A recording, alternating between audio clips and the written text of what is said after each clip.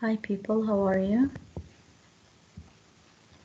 Hello, Doctor. Hello, Fine. Doctor. How are you? I'm fine, thank you.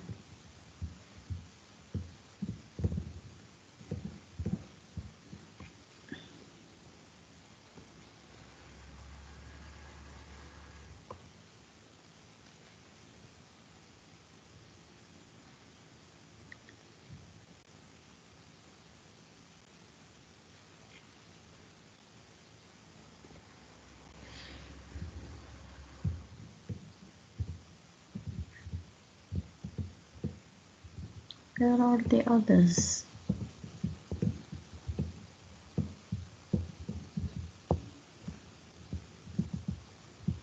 Eight people are here only. What happened to the others?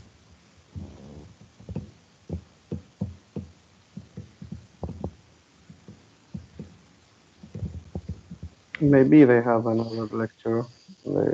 Give What? them 5 minutes. What? Maybe they have another lecture. Another lecture? Yeah, it's about to end. But lectures do not coincide with each other's. I know, but The lecture end. I mean, why there naturally a lecture ends, then another lecture starts. Lectures do not coincide with each other. And the lecture before its end. I know. They do not put lectures together. When one ends, then the other one begins. Yes. There is no such thing as lectures coinciding with each other because they know that students participate in different lectures, so there will be a clash. No, there is no such a thing as lecture clashing.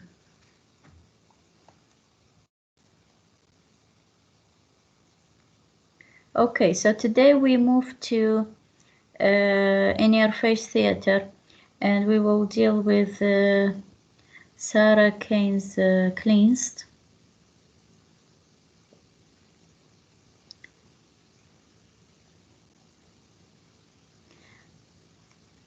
In-your-face theater became a trend in the 90s.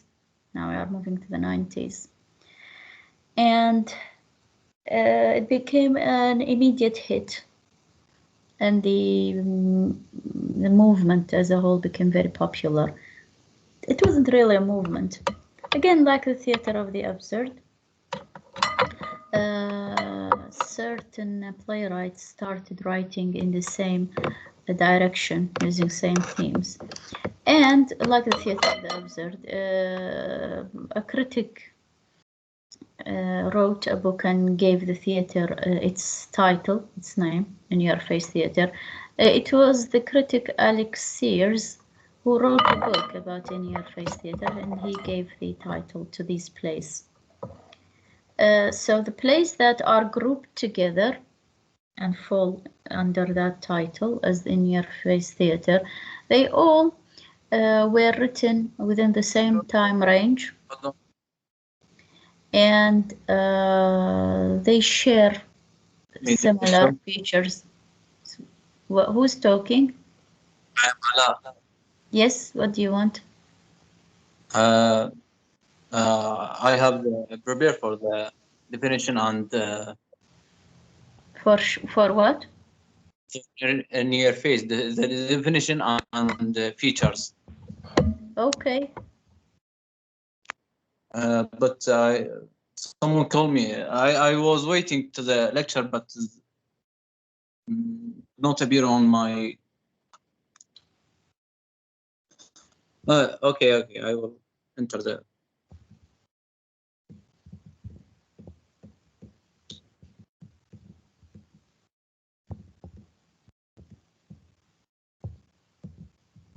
There is a problem in my computer, doctor. So just a minute. Anyway, I was saying that those plays were written within the same time range, early 90s, and as with the other plays that are usually grouped together. They share same features, similar themes. And of course, In Your Face Theatre appeared in England. It has to do the British theatre, not the American. Those are British playwrights. And now Sarah Kane is one of the outstanding figures of In Your Face Theatre, although she committed suicide very early in her life. I think she was 30 or less than 30, I don't remember. But she wrote a number of highly interesting plays before she committed suicide, like Blasted and 48 Psychosis and Cleansed and other plays. Of course, her most outstanding play is Blasted, but because I already included that in first semester, I exchanged it with Cleansed, which still contains almost same themes as you find in Blasted. So, Ala, are you ready to give your presentation about the In Your Face Theatre?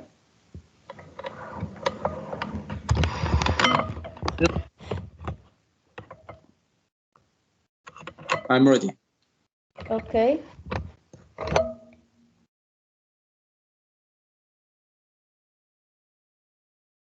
So, dear doctor, can I presented by PowerPoint?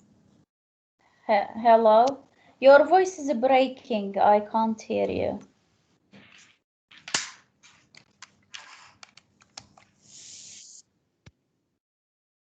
Hello. Can you hear me? Yes, I can hear you. Can I present it by PowerPoint? I prepared it on a PowerPoint. Yeah, sure. Okay.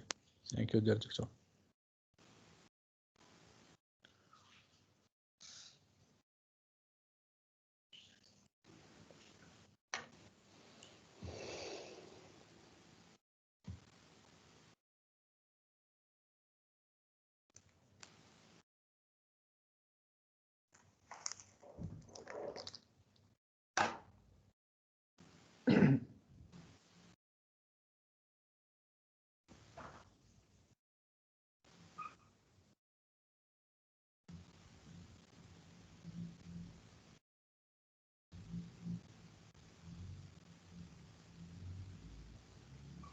Hello.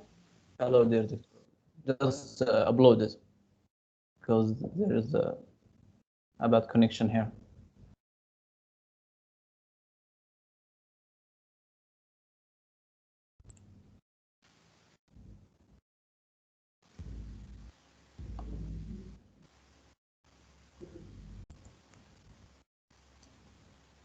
It's appear on the screen, dear doctor. Yes, I can see it.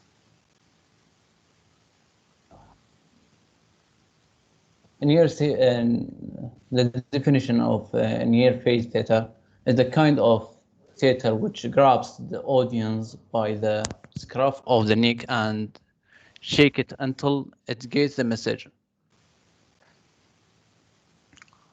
And there is a where it's come from the name of a near face.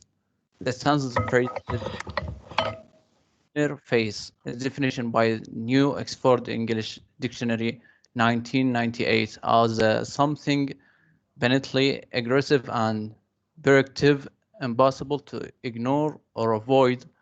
The Collins English Dictionary 1998 as the adjective confrontational, in your face, organized in American sports journalism during the mid 1917 as an explanation of duration or combat, and gradually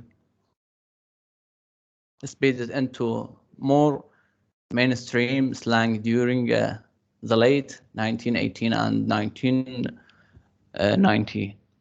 Meaning aggressive and provocative brush, it implies being forced in to see something close up, having your personal space, invalid, and it suggested the crossing of normal boundaries. In short, it described perfectly the kind of theater that puts audience in such as situation.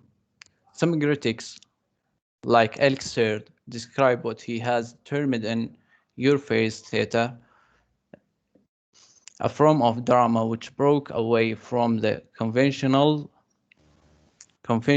of naturalist theater. In near-face theater, the features of near-face theater, the near-face theater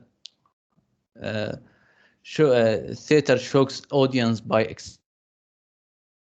extreme its language and image, and by its emotional frankness, and disturbs them by its questioning of moral norms, like broke all taboo. It not only sums up the tavga, but criticized it as well. Most in-your-face play are not interested in the showing events in a Dutch way and allowing audience to speculate about them. Instead, they are experiential.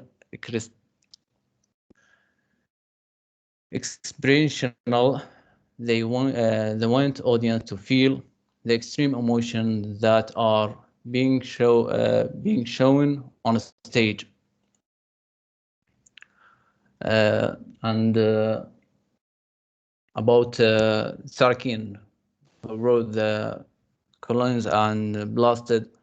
Sarkin lived in 1971 and 1999. She was an English playwright and who is known by deals with playwrights, redemptive love, sexual desire, pain, physical and psychological torture.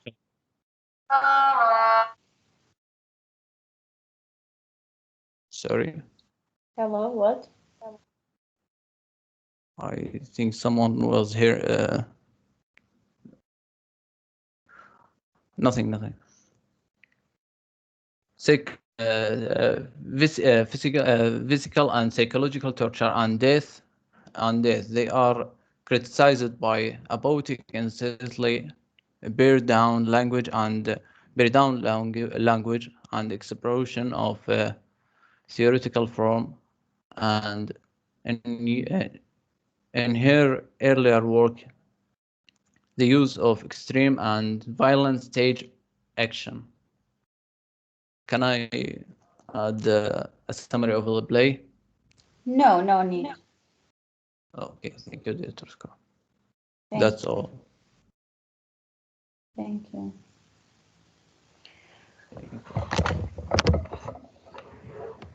Would you close the PowerPoint? Yeah.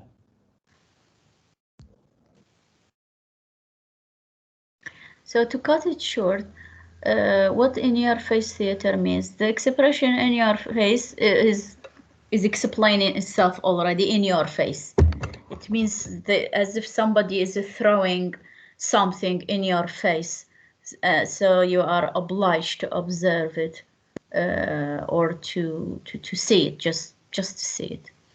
Now, the plays of in-your-face theater, the most important feature is that those plays depend on the element of shock and surprise.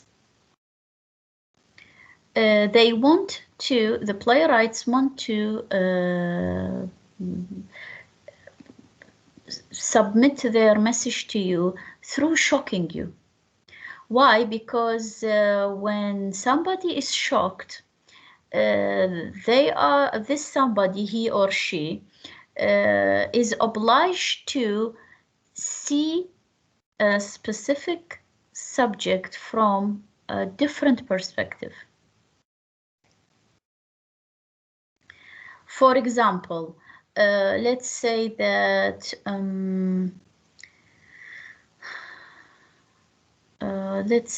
you are walking in the street, and then suddenly two people are fighting exactly in front of you, and then one of them stabs the other and runs away, and you will be left with that dead person. This experience will change your life forever. Why? Because it is something very shocking, very gross, that is put immediately in your face. So you are awakened. You will start to see the world from a different perspective from now on. You will not be the same person anymore. That's exactly the strategy of in-your-face theater. They shock you to the extent that you start to be aware and to start to think about life from different perspectives. And to shock the audience, they have to go to extremes. How do you go to extremes? By putting on stage things that are extremely violent, extremely gross, extremely disgusting, extremely beyond imagination.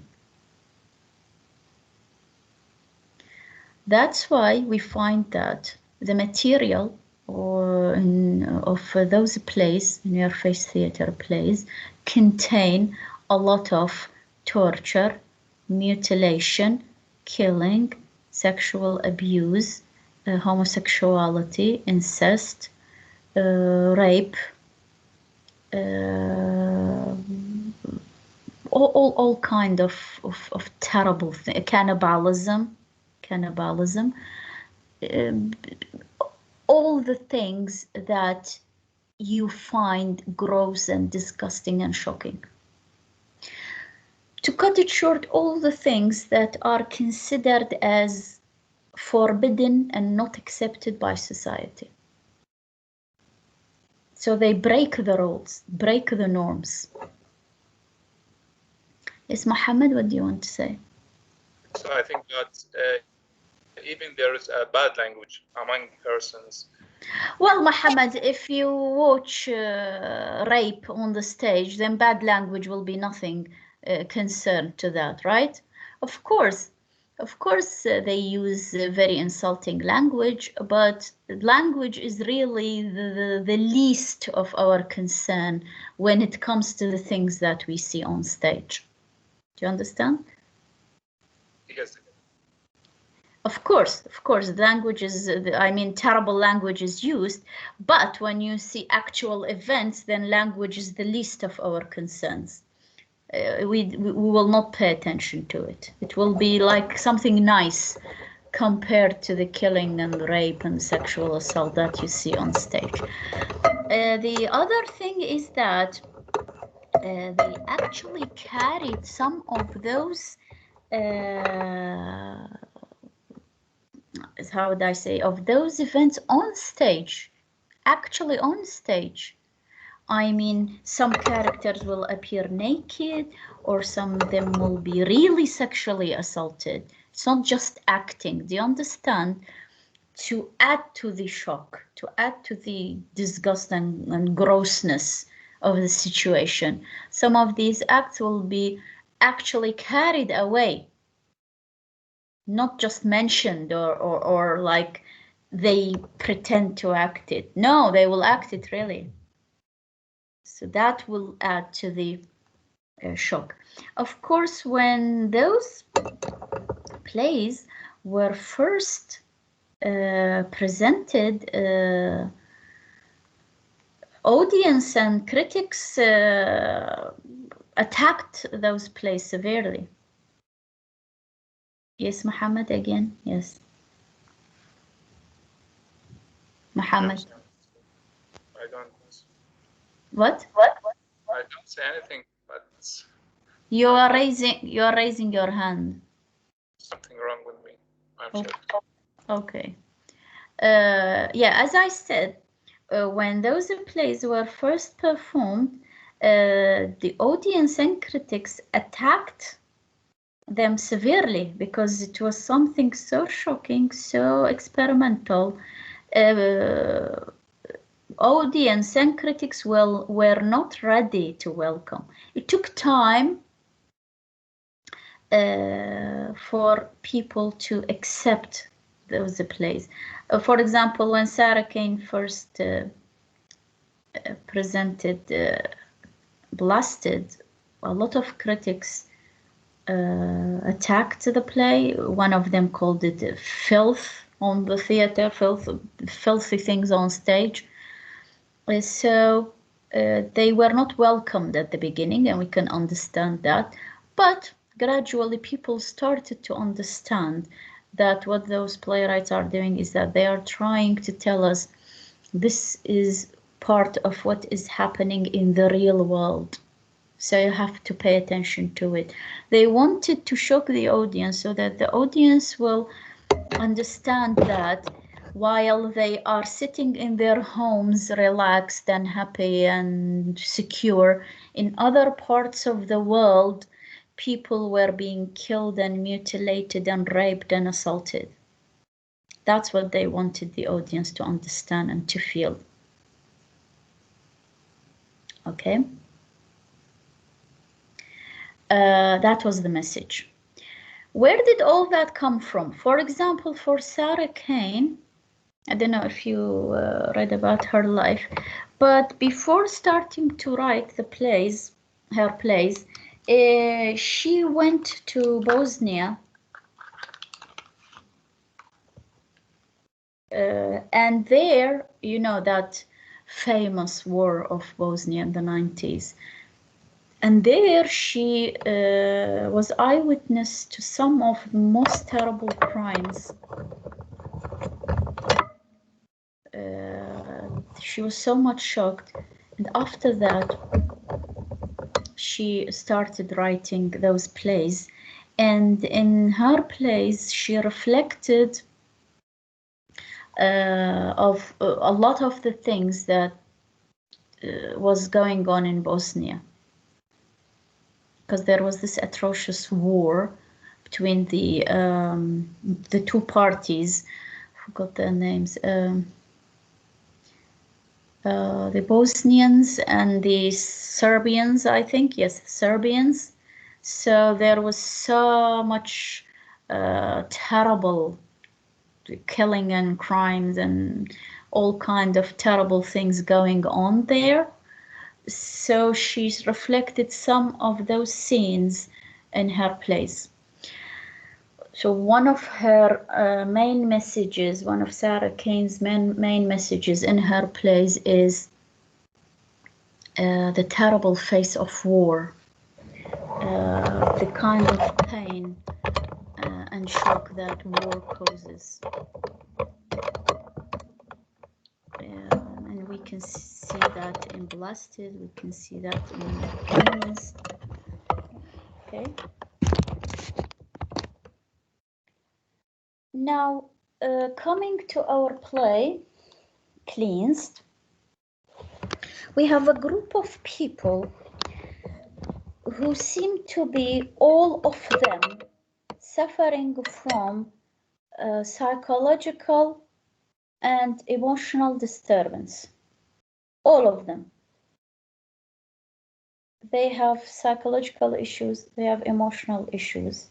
And all of them are being harassed by one sadistic character who is Tinker.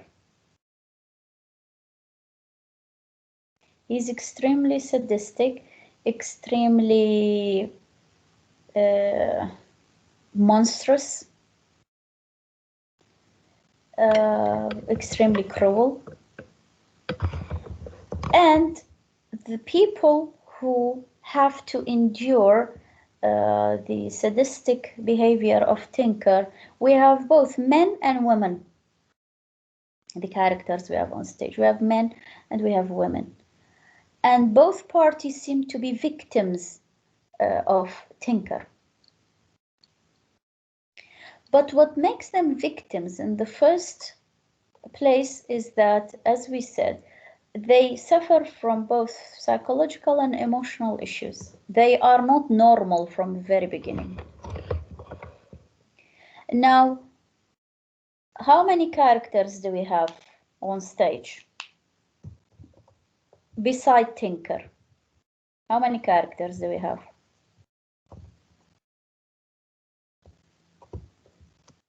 Maybe 6, Doctor. I think 5. 6, yeah. Well, Tinker is going to be 7. We have a Grace. We have Grace. We have Robin, woman, Ronald, Carl, Graham. No, Robin is a boy. We have Grace. Okay. We have Graham, who dies very early. Grace is twin. We have Rod and Carl. We have Robin. Yeah, I think those are all the characters, plus Tinker, of course. Grace is the only female character. And Rod. No, Rod and Carl are homosexuals. You didn't pay attention to that? They are homosexual, but they are but what? characters also. But what? You mean, I think you said, just tell me the characters and the light. The characters, yeah. Yes. The only female character is Grace. Oh, sorry. I thought you just told us to just mention the all characters. No, I'm talking about the gender of the characters. The only female character is Grace. All the others are male characters. We have Rod and Carl being a homosexual couple. And we have Robin, who's a boy who clearly suffers from transgender problems. Okay. And we have Tinker, of course. That's all. Those are all the characters, I guess. And Graham, who dies in the first scene. Yeah, these are all the characters we have on stage. Now, if we look at the kind of characters that are presented on stage, all of them have issues, have problems. We have Graham, who's an addict, who dies of an overdose because of Tinker, the first scene. And then we have Grace, his twin sister, who is so much shaken after his death. Later on, we understand that she has an incestuous relationship with Graham. We have Robin, who is not sure of his gender. We have Rod and Carl, who are homosexual couple. All of them have problems, emotionally and psychologically. All of them seem to be what if we want to put them under one category, what would be that category?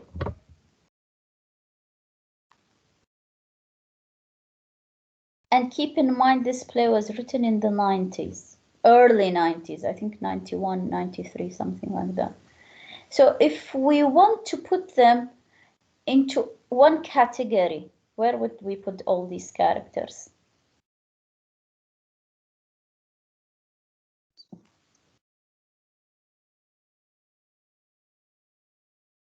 Yes, doctor. Mm. It seems like in psychiatrist hospital. No, they are like mad. It's look No, like? no. I'm not asking where are they. No, I'm not asking about their place. If we want to classify them under one category, where would we put them? Depending on the time the play was written, keep in mind this is important. How would they be classified? All of them. Hypothetics. Seriously. What? Hypothetic character. What? Hypothetic, like crazy or something like that. Psychopath, you mean? Yeah, psychopathic. Psychopathic. Yeah. None of them is psychopathic.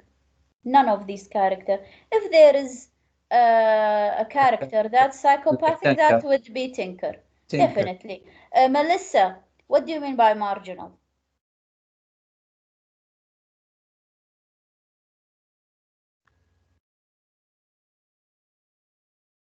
Tell me.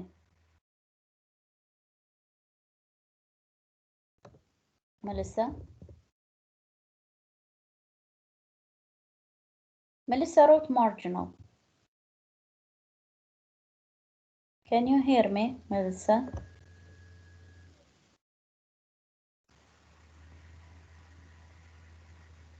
Hello?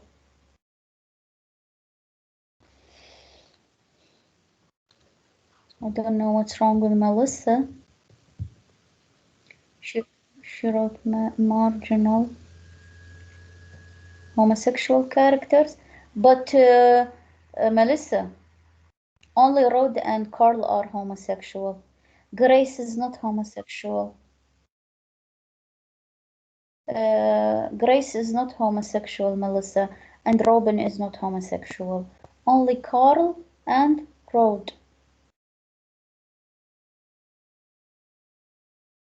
They are not homosexual, but the word you use is correct, marginal.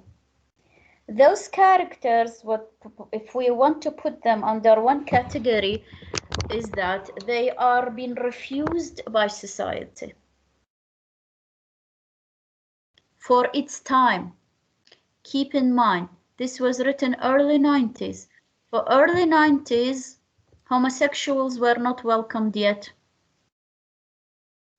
Transgender characters were not welcomed yet. Incestuous relationship was not welcomed, but completely forbidden and unaccepted. So if we want to put all these characters under one category, is with that they are all being refused by society. And maybe that's what brings them all to what?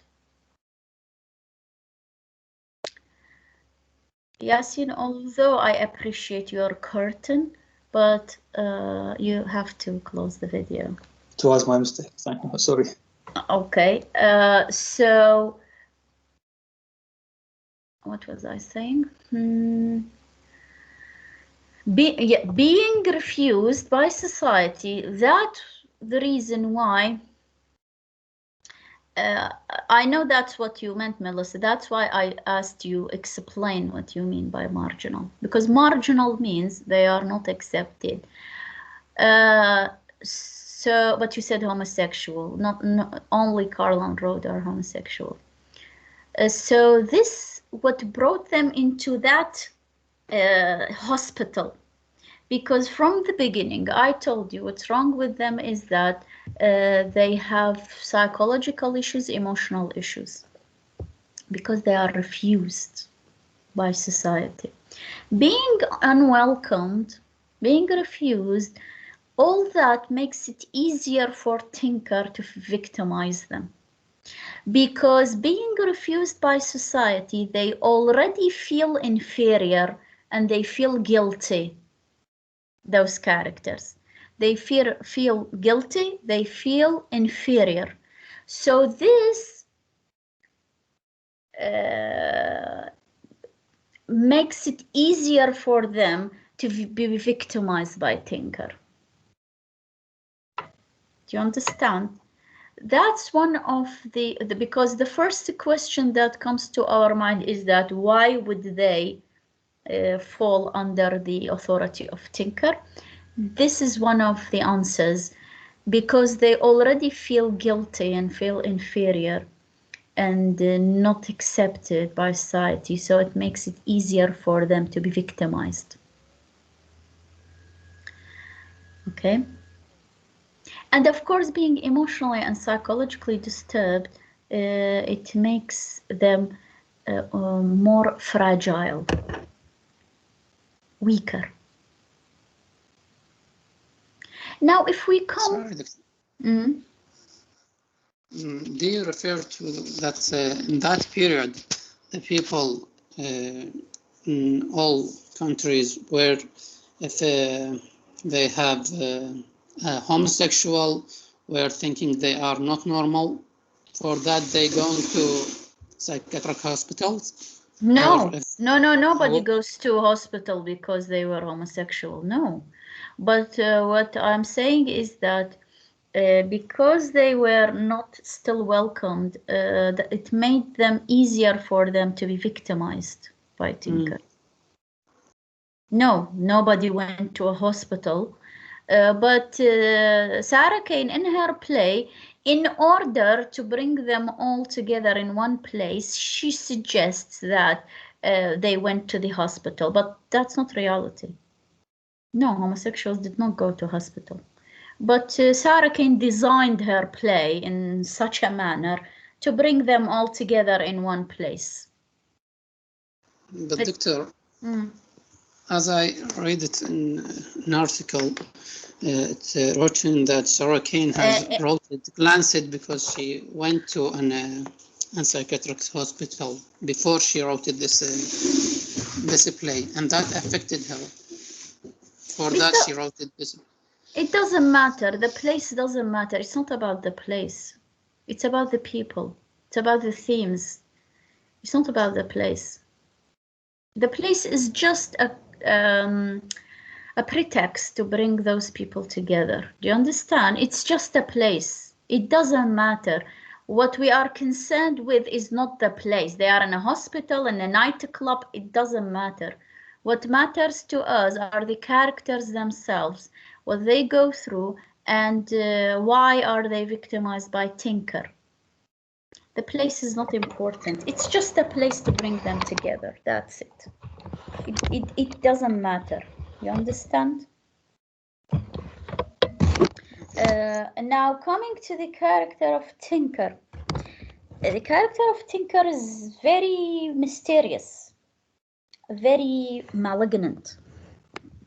What do you think of the character of Tinker?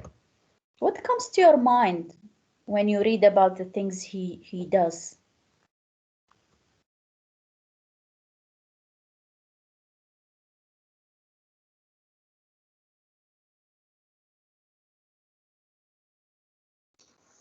Yes, Doctor. I think he is a tricky character.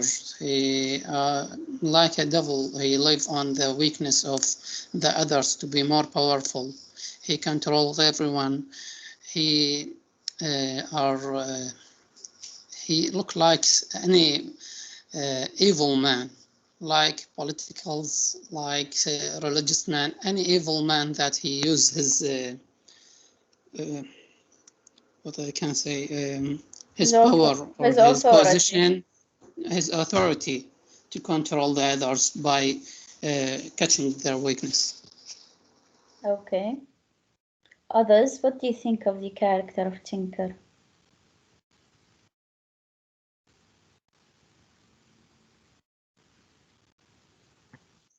Yes, Doctor. Perhaps maybe he just, let me say, represent the system of the system at that time, maybe. Which system? I mean the whole system. The old characters are represented on university, so maybe he represents the university of the system, or the system of the university. The what? The university? Yes. Which university? there's a university and they are students. I'm right or not? Which, what? Where? Oh my God, am I mistaken here? I don't Well, know. which university? Doctor, I think he mean the place where the place setting. It's a hospital. I don't know. I read about this university and Carol. No, I'm not sure. It's a hospital. So there is no university. No. What university? Sorry, I just yesterday I read about it. I don't know if I'm mistaken. Maybe. Sorry. That's very strange. No university. Definitely. No. They are in a hospital. Kind of a hospital. Maybe I'm just talk about Blasted, another play, maybe. It's in a hotel, not in an university. I don't know where did you get the university from. I don't know where did you get the university from, but definitely no universities. Yes. Some critics said that is the place where confused for the readers. He didn't give a specific setting for the place. It's look like hospital, and it has a student or others. It's not a natural place. Have a natural settings. It's hard to define it. Okay. All right. Anyway, it's a hospital. Why? Because when Grace comes to ask about her brother, she sees his corpus, and they exchange clothes later on. And then we have the surgery done on on Grace to turn her into a man. This cannot be done except in a hospital, definitely. So she goes through surgery. Do you understand? But anyway, wherever the place is, what we are interested in, I told you, the place is not important. What we are interested in is that the themes and the characters. So back to my question about Tinker. I asked you about Tinker. I didn't ask about the place. The place is not important. I asked you about the character of Tinker, but okay, I'll delay that. Let us first talk about the ideas. Who is responsible for themes? Yes, me, Doctor. You didn't kill yourself. You are back. Good. So tell us, what are the important ideas here? Actually, yesterday I just looked for the themes and I didn't find. And this is weird because I didn't find websites talk about themes. So I just tried to read about many articles and I summarized 2 themes, which is redemption through love and violence. So redemption through love is a theme that can be considered of shown-take optimism, despite the fact that the theater gives much space to what is discouraging, painful, and negative in life. In her play, there are spare suggestions and indication of the possibility of survival. Carl cannot hide his true feelings toward Rod anymore. Both of Rod and Carl are related to each other by promise of endless love. It is very clear that they have a homosexual affair. Rod is very faithful to his lover and even ready to sacrifice his life. There is another love relation between Grace and mentally ill student Robin. Also, Graham and Grace present a personal love in the play. Grace wants to know about the destiny of her brother, Graham. Tinker checks a file of subjects in order to tell Grace that really happened to Graham. Grace in turn stands alone, waiting for a traumatic experience primarily caused by the absence of a very dear person. The lover's fatal identity precisely. She said, "I am the one who waits." Grace seems extremely injured in the news of her brother's death of tongue overdose, which ends in the burning of his body as an act of keeping the environment pure. Given the painfully bad experience, she feels quite devastated because of the loss of her brother. To make up for the loss of her brother, she gives up her own identity, then she takes up her dead brother's identity as a way of loving him, as a way of finding herself, and as a way of changing. Traumatic experience are clearly seen as equation for fostering one's patient and building independent identity. Cain has undertaken the task of showing people the way to resilience and salvation. It is love that can stop a human suffering, destroy all the borderlands that separate man from her followers. Idealism lies in the conviction that love is one of the bases of hope in all the evil world. To present a vision of tough love that can survive not only by physical torture, but also the need to tell the truth about ourselves, can focus upon the environment of the element of the love in her play to drive home the point that out of despair, violence and chaos as a site of hope can be firmly felt. This is what Clinton reflects in a very appropriate manner. And violence, for King's self-assertion, communication with others, and sometimes with oneself, is so painful at times that it can only express theatrically through the violence. King depicted the Irish and loud life in university. Can you just imagine? I don't know where they give it. I told you the place is not important. I don't know. This is an article, so I'm just in a confused. university, in a hospital, in a nightclub, in a school, it doesn't matter. What we are interested in is the action itself and the themes. Okay. Okay. Who controls savagely and humiliatingly the lives of his colleagues and imposing his own instruction, which turned their social lives into broken ones. Cain presents a very clear message that the center of learning is turned to be a place of oppressive ways, full of pain, suffering. The victims are young men and women who are supposed to be the future generations of their countries.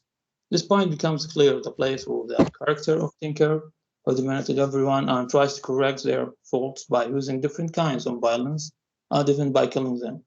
Physical torture and trauma is brought together in scene 10 when Grace is violently beaten and afterwards raped by a number of insane men whose voices are terrifically clear. She is continuously hit by a baseball bat and she reacts in a way as to show her pain because of acts of violence. Grace lies motionless terrified of bringing one more blows. Grace is ripped by one of the voices and she looks to Graham's eyes throughout. Graham's hold her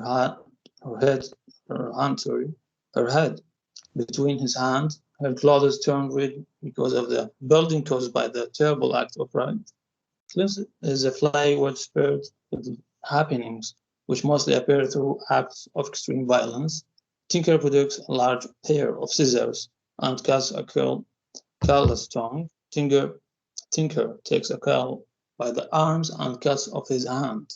And the electric current is switched on. Grace body is thrown into a wrecked shock as a bits of her brain are burned out. In the novel, losing Graham makes Grace feel broken, hurted, and fully drained. She cannot believe to stay alive without Graham. Smiling and asking for help are simply convinced of considering death the internal claims. The play opens with a Dr. Graham who is killed by Tinker, an overdose injection of the heroin. Graham, who is Grace's brother, asks Tinker to kill him. Tinker agrees. When he rejects it to the corner, Graham eyes, also Robin being unable to face life problems, and which leads him to commit suicide. The aim of Cain has been make violence as horrible and inescapable as possible, not in order to titillate or to make powerless audience feel powerful or fascinate in the way Hollywood films do, but in order to shock them out for their self-satisfaction. And that's all I think. Okay. Sarah wrote something very interesting. She says that the character of Tinker tries to fix so-called anomalies of the other characters and turn them into individuals attuned to society. This is very interesting, actually. This is one of the ideas. Because Tinker here assigns himself as a person who tries to terrorize and to punish those characters. Why? Because he feels himself superior to them. Tinker is actually more disturbed psychologically and emotionally than the other characters. Apparently, he has kind of a phobia. Have you noticed that? What's his phobia? What's Tinker's phobia?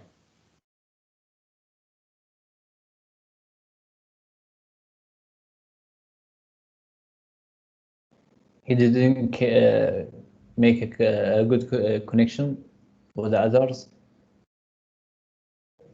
This is not a phobia. What's his phobia? He has a phobia from a relation with the women, I think. What? Why? Why women? He can't do a relation with women. He has phobia. I think that's what I read. No, because he had a sexual relationship with the woman. The one was performing in the nightclub. He has no problem with that.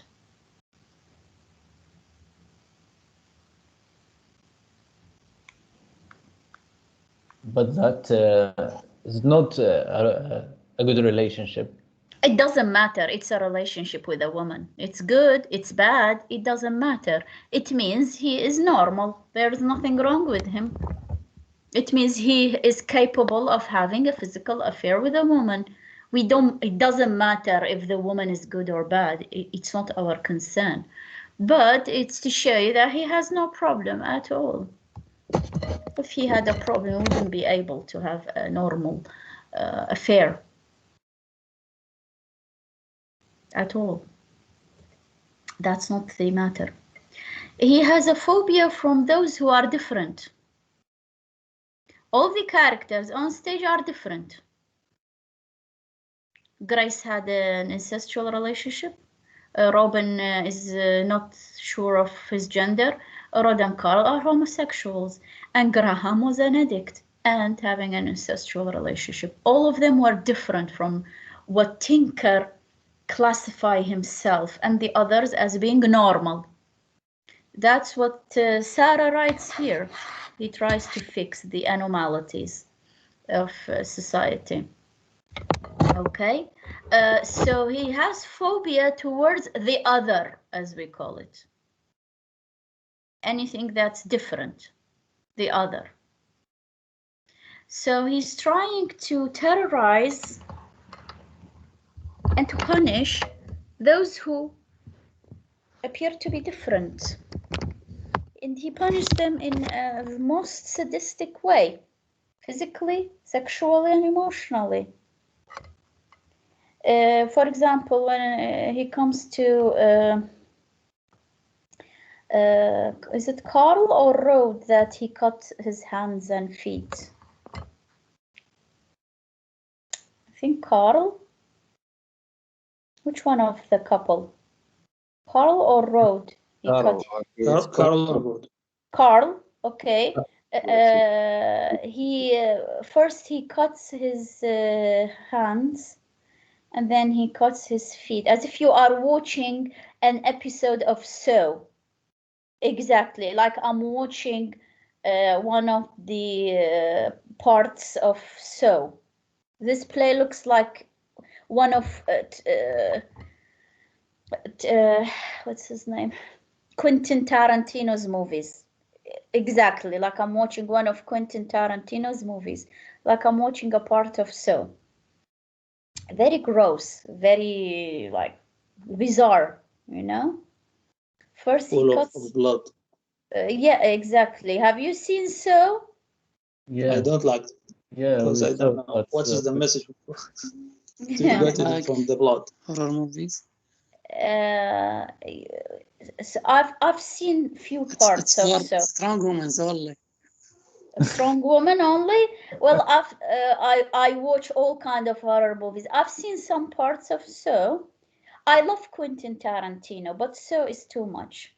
I stopped watching, so I didn't like it after that. Every time it becomes bloodier and bloodier, and with no purpose at all, you know. Me too. So we are afraid on our emotions. On your emotions? It's hard to watch. Yes. Come on. It's hard to watch. Brother, you are living in Iraq. What's wrong with you? Exactly. You live in Iraq. You should be like, these things should be like a piece of cake to you, So, you know? That's the truth. I saw this thing already in my daily life. Yeah, Why exactly. I'm going to saw it in the movies. Exactly. You don't need I saw many of crops in front of me. Many of people murdered in front of me. I've seen dead people also. I've seen dead people also. So nothing affects you anymore. So yeah, exactly. So it's like you are watching one of those bloody movies, exactly, and you don't know what's going on. It's just too atrocious and too terrible to watch.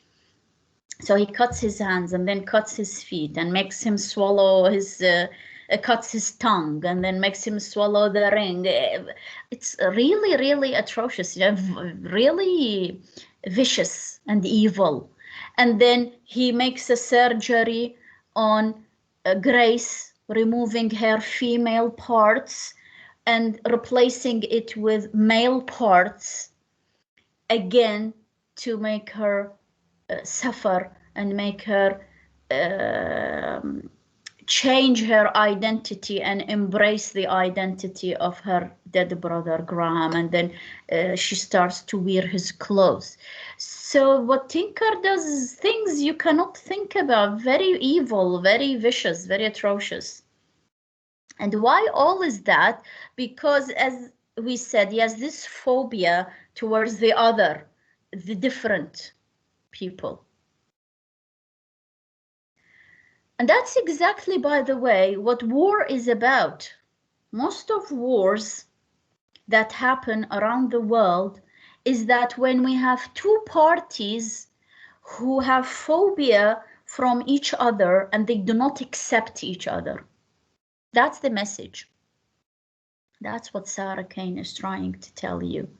Most of the wars, most of the crimes that happen around the world is that when we have two parties who refuse to accept each other.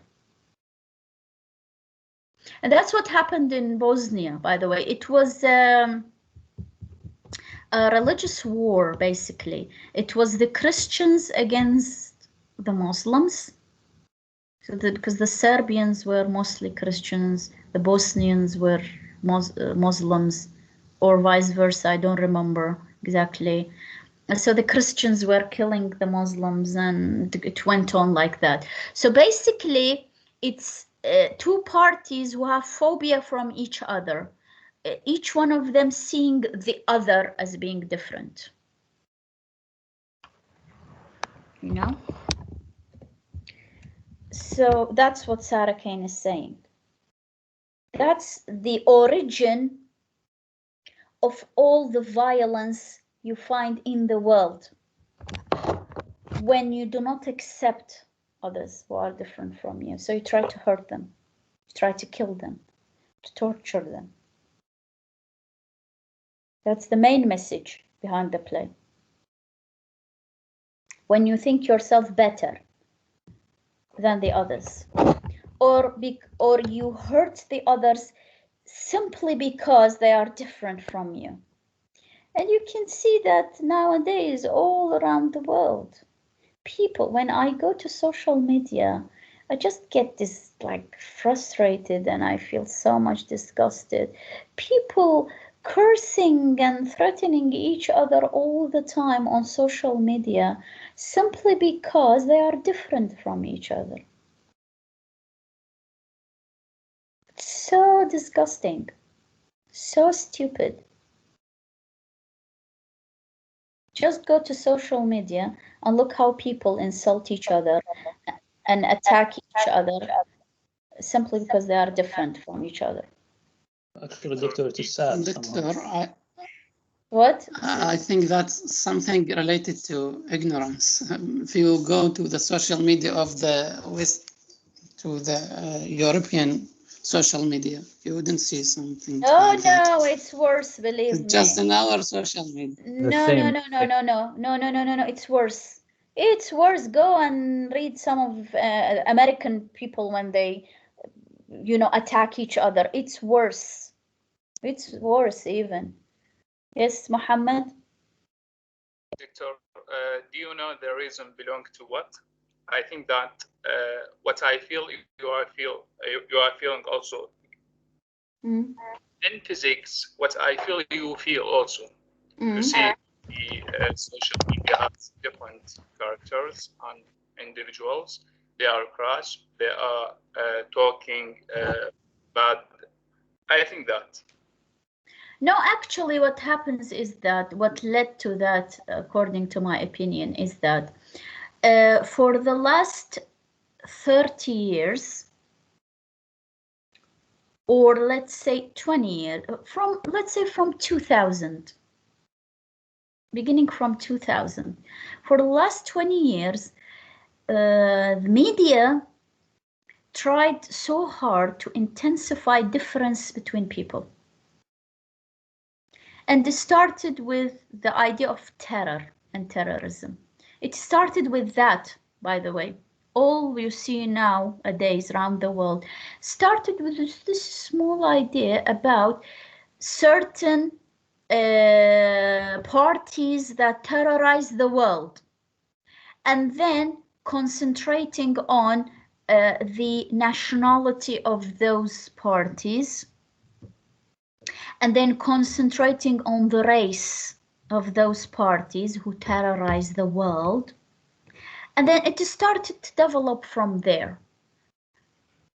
First, we have terroristic parties. Then those terroristic parties are Eastern or Muslims.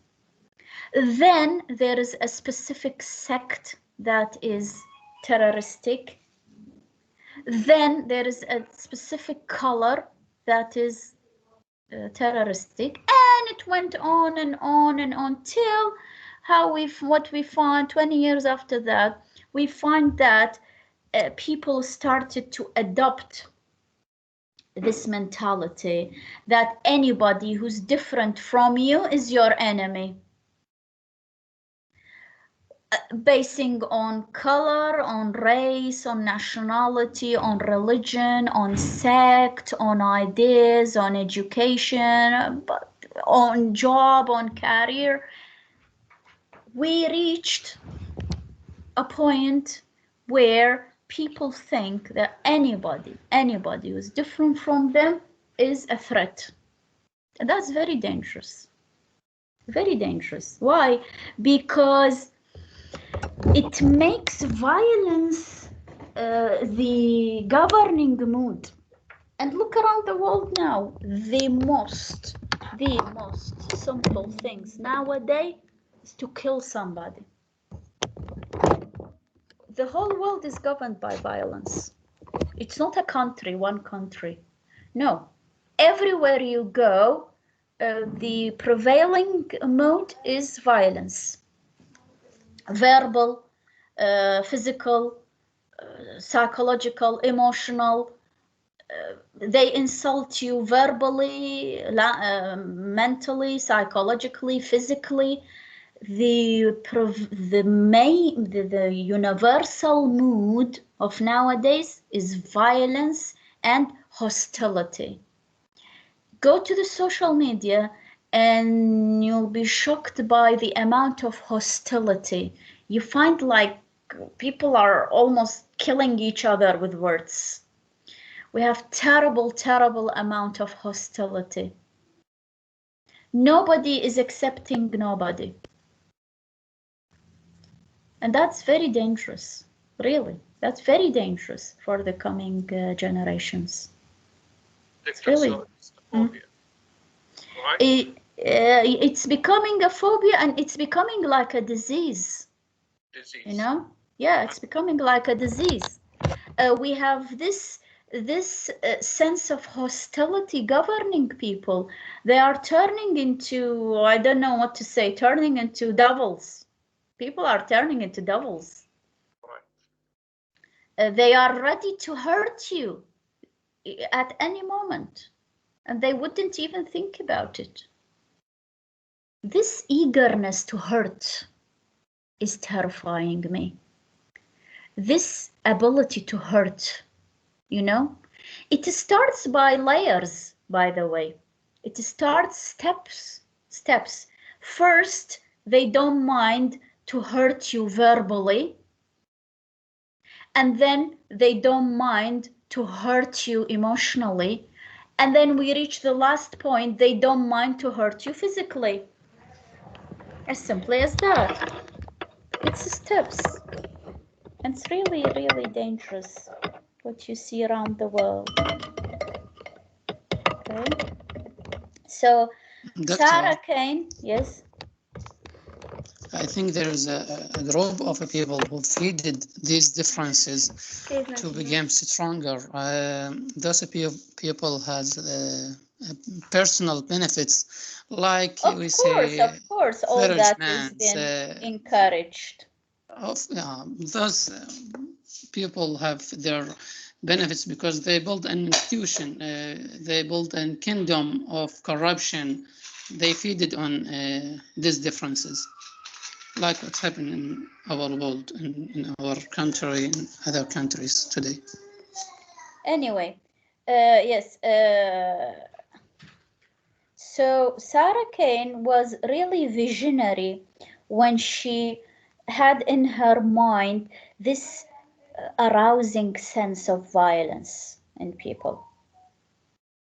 She was really visionary in her vision of that people will not accept each other. She was really like ahead of her time when she wrote her plays, because what happens in her plays we can feel and see nowadays, how people are becoming hostile towards each other. And Tinker, the malignant sadistic character in the play, we can see a lot of Tinkers nowadays in societies. Those people who always try to terrorize and victimize others simply because they don't want them around. Simply because they are different. Hassan. Yes, Ala, what do you want to say? I want to say about Tinker personality. Yes. I think he was represent the whole society at that time, and in this time nowadays we have more personality like Tinkers who make a violence against a people, hurt him by speaking, hurt him by physical things. Something is turned to us from that society. Okay. Okay. Now coming to style, whom did I ask to talk about style? I think Muhammad Sahar. Is he here today? I don't think so. The most thing I hate is that when I ask somebody to present something and then they go and disappear and they absent themselves. This is really like really not professional. Okay? That's really annoying. Highly annoying. What kind of a behavior is that? So immature.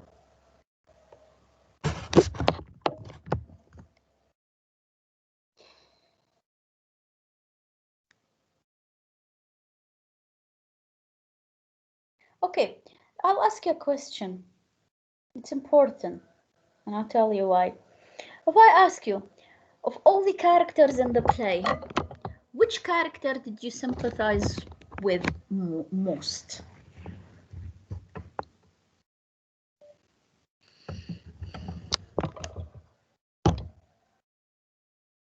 And why?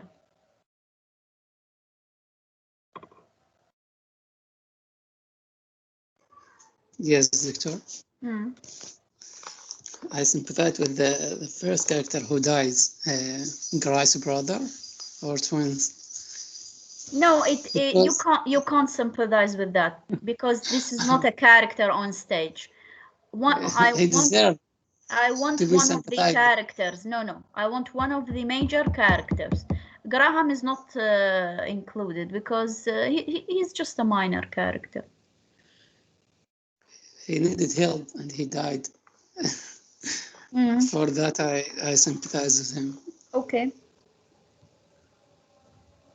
What about the others? Which character? Maybe Victor, I don't want to choose anyone, but maybe the whole characters, they suffer from difference. They are different to each other. That makes them suffer. So they are, let's say, victims of this.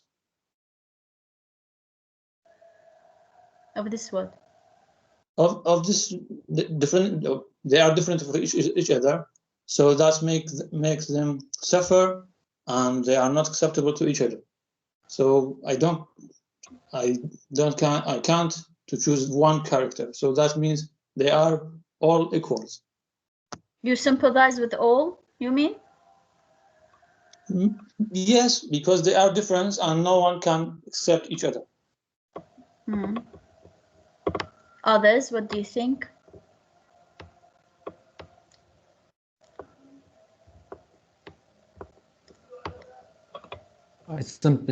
Sorry, Doctor, can I? I sympathize with all because all of them have a problem. Like Tinker, because you sympathize with Tinker? That's new to me. Because he was unable to make a connection, unable to know what.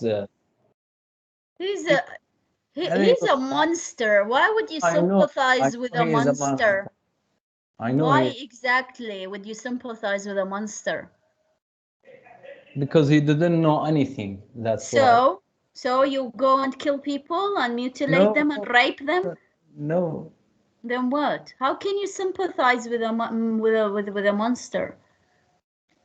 He's excluded. He should be for a normal person.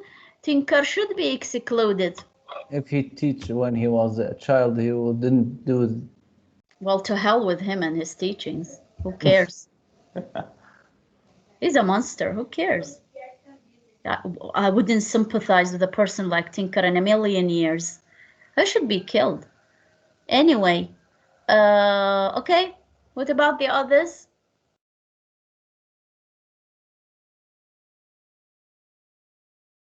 Where are the others? Where are the ladies in today's lecture? Why I have only gentlemen? Where are the ladies? I don't know what's wrong with Melissa. She cannot talk. Sarah, Iman, who else is here of the ladies? Hello, Vikra. Yes, Melissa. Unfortunately, I know that you don't accept that I don't relate to any characters, and I don't. No, it's completely. You are completely free. Okay. To speak your mind. So I can say none of them. I am totally contradictory to the character Tinker.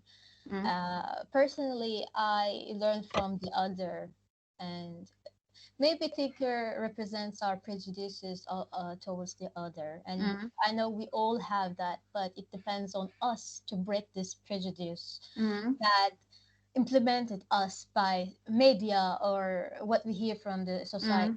But I'm totally contradictory. I mean, it's totally contradiction because I learn from other people. I try to break my prejudices of other nations that are put in me from my family or from my by my friends. So, by the way, I'm personally speaking, and actually, I think that we all should embrace the other and we should learn from them.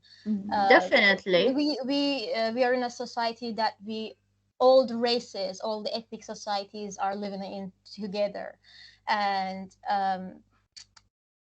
I don't. Yani, for Exactly, example, and I exactly agree with you. That's what I was saying when I said the spirit of hostility is really fearful and dangerous nowadays. That's what I was talking about when I said that. Of course, we should accept others. We should not only accept the others. I mean, I'm saying for myself, I accept the others. I accept Arabs. I mean, or Turks or Kurdish people, and I try to learn from each of them. It doesn't matter it's Kurdish or Arab, and I learn from them. I learn from their languages. I learn Kurdish from my friends, or I learn Arabic from my other friends.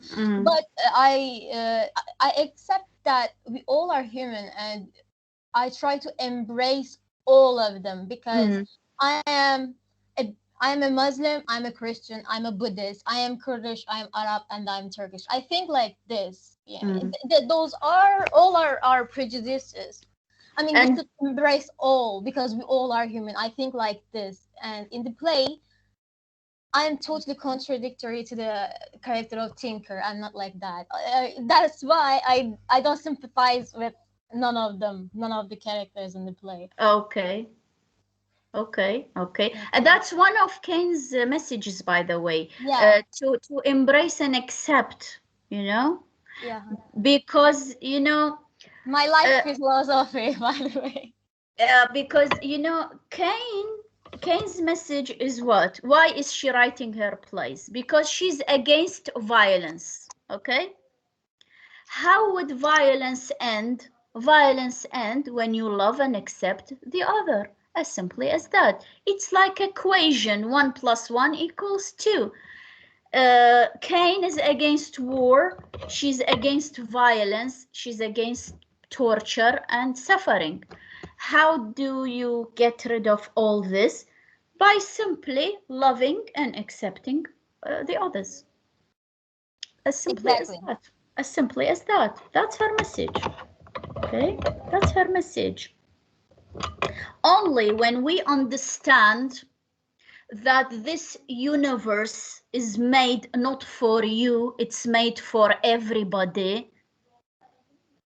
Only when you understand that everybody has a right to live, only then you will live in peace. Only then. That's her message. Yeah, I totally agree. Okay, that's her message, basically. That it's the difference, it's the walls that we put between ourselves and the others. It's the boundaries, it's the obstacles that we put between ourselves and the others that what makes us hostile towards the others. That's what it is about. To cut it, to summarize it, let's say. Okay.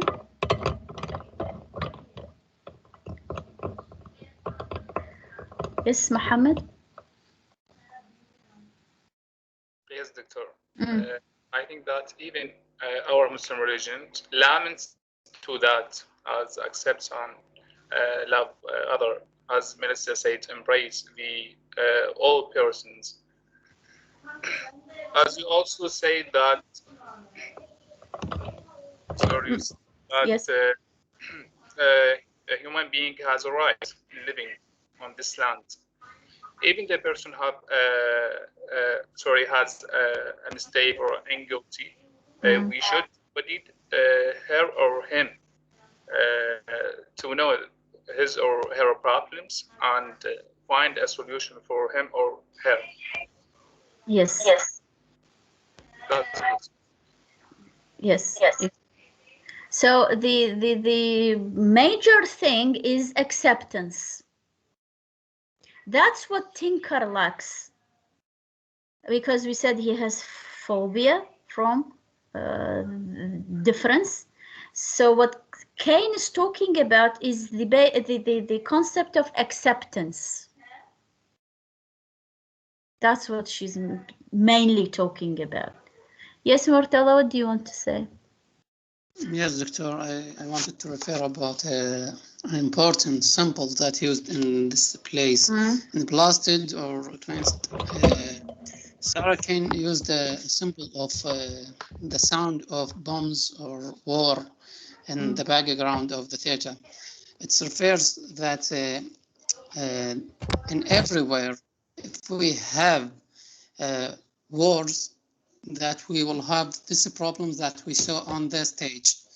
It's refer to all these problems, and it's connected to war by adding this sound.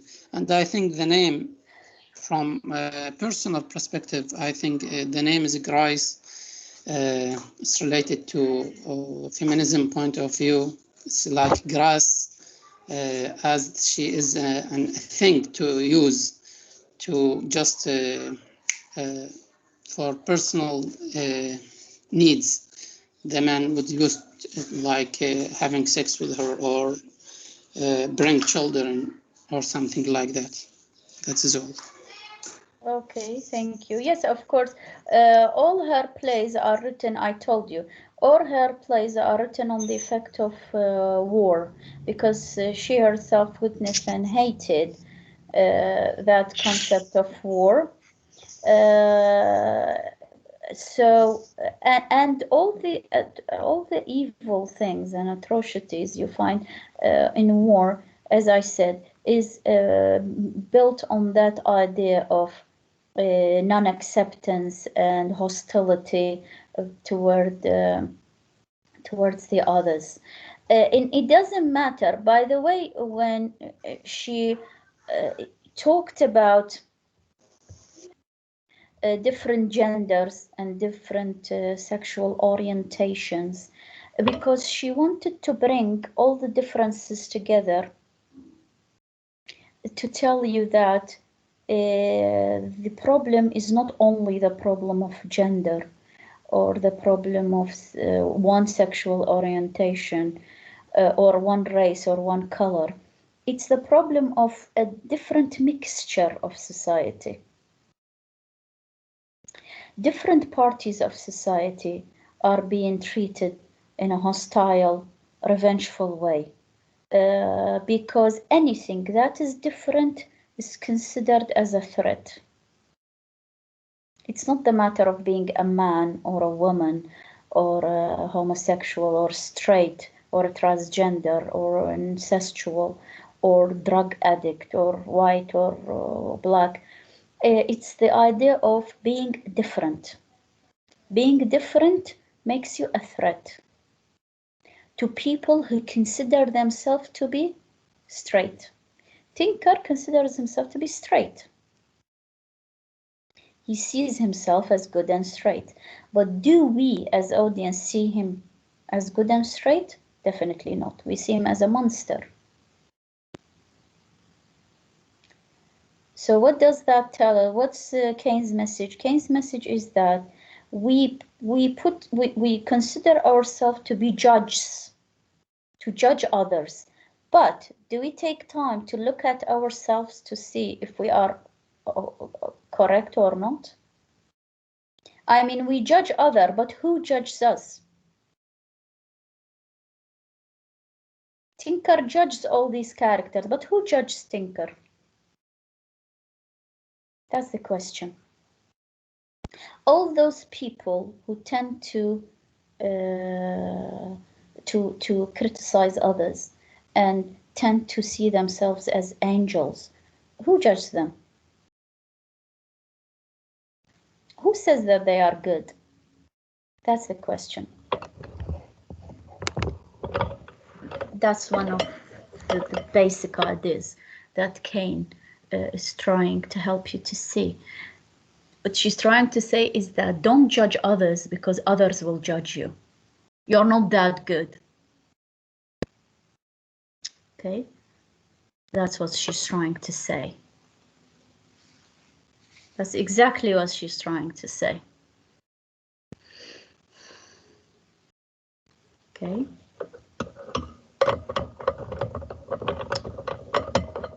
And to end the lecture with, I myself, I tend to embrace and to accept all kind of humanity. I don't judge anybody, but to come to be honest and to come out clear to you, the only part that I cannot accept is the homosexual part. To be honest, but still, I don't judge. I don't judge. Okay, I don't judge, but I cannot accept. Okay, okay, they live. I don't judge, but to be honest with you, since we are having a very open, honest discussion, to come out clean, you know, I cannot accept the homosexual part. It's just too. I have an objection, Doctor.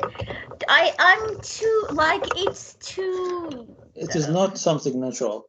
So something not natural. But God created them like this. And I'm not here. I'm not here going to to discuss. talk about Okay, guys. Okay, guys. I'm not here to discuss why are they like that. I'm just telling you, me personally, to be quite honest. I'm telling you about me, but still, I don't judge. That's the important thing. I don't like it. I can't accept it, but I don't judge it. I personally, I have a friend who is homosexual, to be quite honest, but still I cannot accept the idea. Okay, to be quite honest. But other than that, I embrace and I love all humanity alike. And I never in my life try to judge anybody. And I encourage you to do the same. Because when you do that, you will really feel good about yourselves, you know? You really feel good about yourself. You really feel relaxed and okay with your life. Don't judge, because always there is somebody who's going to judge you. That's the point. Okay? All right. Do you like to add anything else? Do you have any more ideas you like to share with us, or anything you like to add? Actually, Doctor, I want just ask you about the Kurdish language. Which one is what? And I know there is a Sorani and Badlani. Which one you prefer? Because I learned Kurdish language lately. Which one I prefer?